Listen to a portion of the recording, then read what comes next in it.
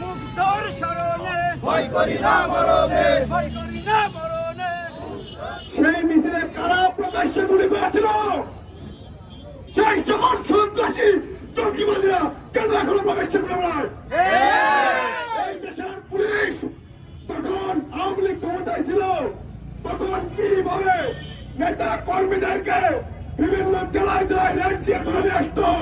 সেই সকল পুলিশরা কি হাতে চুরি পড়েছে?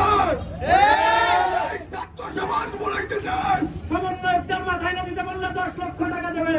আমরা নড়াইলের চপিন থেকে বলতে চাই, ছাত্রলীগকে নড়াইলে ঢুকতে দেওয়া হবে না।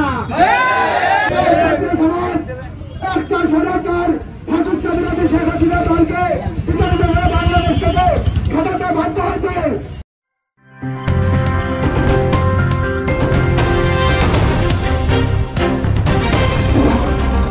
Voice of Tiger.